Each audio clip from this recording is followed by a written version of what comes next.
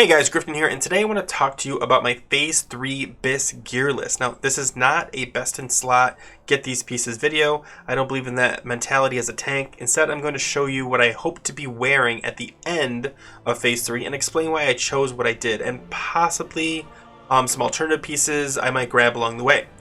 Your gear may look completely different from mine depending on the amount of PvP you do and the priorities you have for your stats.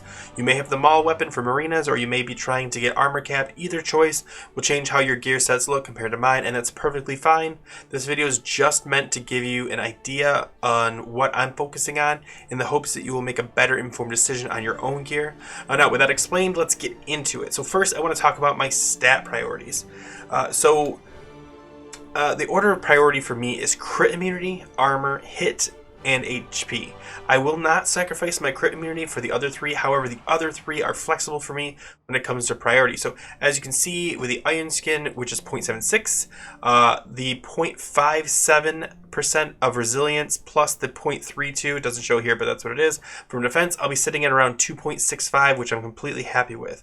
Now for armor, I'm sitting at right around 28,000 for my standard taking set. This is pretty common for me anyway.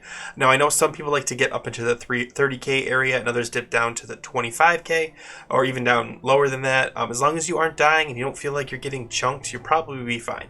The next thing is hit. So now with improved fairy fire from the boomkin plus the shaman racial, I only need about 5% hit. I'm a little under, but it's fine. I did choose some hit and agi gems here to make it a little bit easier, but if I end up going over or some gear changes, I'll just swap down to not be over the cap, because I'd rather be a little bit under than over.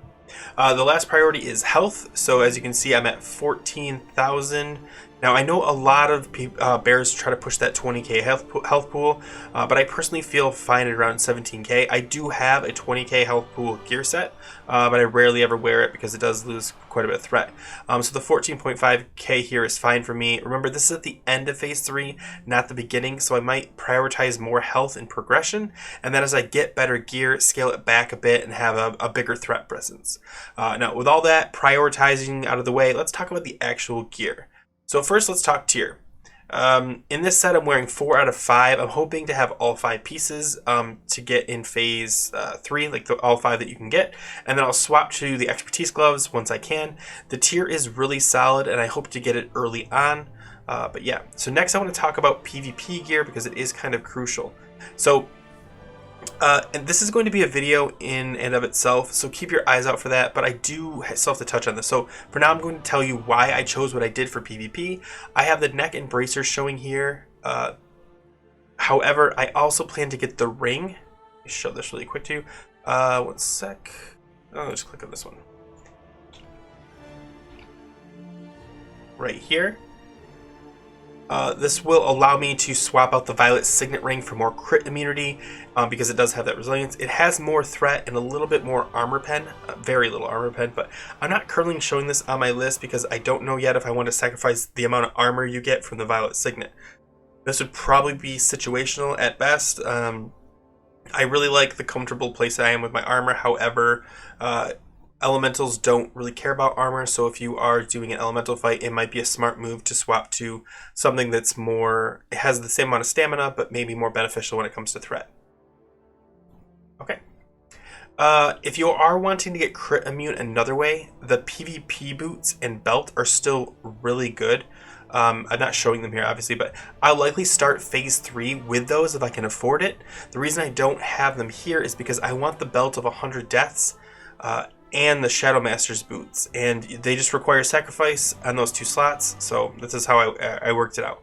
Now for the weapon, I went with the Pillar of Ferocity. If you're going for the pure DPS, the PvP Maul is better, plus it has that resilience, which makes it easier to get crit immune, but I likely won't get them all and just use this very nice staff instead. I've made it work in this gear set, and I'm sure you'll find a way to make it work as well. If you're lucky enough to get them all, pretty much all your choices will be slightly different because you'll have an easier time getting crit immune, and you won't have to make kind of some of the sacrifices I had to do. Okay, so for the cloak, I have the Thalassian, I think that's how you say it. The Thalassian Wilder Cloak from KT. This is a solid threat cloak, but I always have the Gilded Thorium in my bags. just in case if you ever need a little boost of defense or armor, I should say. And this is great for like a Terran tanking fight where he's hitting you really hard and you just want to make sure A, you're crit immune, and B, you've got tons of armor. So yeah, I always have a ton of extra stuff in my bags. I did touch on rings a little bit, but I kind of want to focus on the Band of Eternal Champion really quick. This is the Phase 3 rep ring. The stats and chance on hit make it very nice, though I won't be shocked if a lot of people are going to stick with the Shapeshifter Signet, or there's a couple other rings out there that are good for threat. Ring of Deceitful Intent might be a nice one if you're trying to get some more hit. But honestly, like this, I really like this ring. I'm definitely going to at least start trying it out as soon as I get it maxed out, because it will take a little bit to get exalted. Yeah, so the trinket choices here are probably my most unsure. I change my trinkets, even on my current tank set, about once a week. There are so many good choices and combinations, and the trinkets are great for quickly changing your gear stats. If you need armor, the badge is always a great choice, and then it has an on use, which makes it helpful for threat too. Madness, which comes out in Phase 3, is probably a highly contested one, but it's a great threat trinket, especially if you're starting to build up that armor pen. It's just going to boost it a little bit more. But if you're looking for defense, the Shadow Moon Insignia, which I'm going to be having in my bags, or at least I hope to, it's a great trinket, especially if you're not a non-PvPer. Defense, dodge, and it's got the Last Stand, which is what I call that, that you increase your maximum health. I just call it the Last Stand. But yeah, just in case you need a quick boost to your health pool, I always carry some stam trinkets. Usually like the, I don't know what they're called, like the, just the Bale Brew Charm and the Bright Brew Charm. I mean, just really nice stats.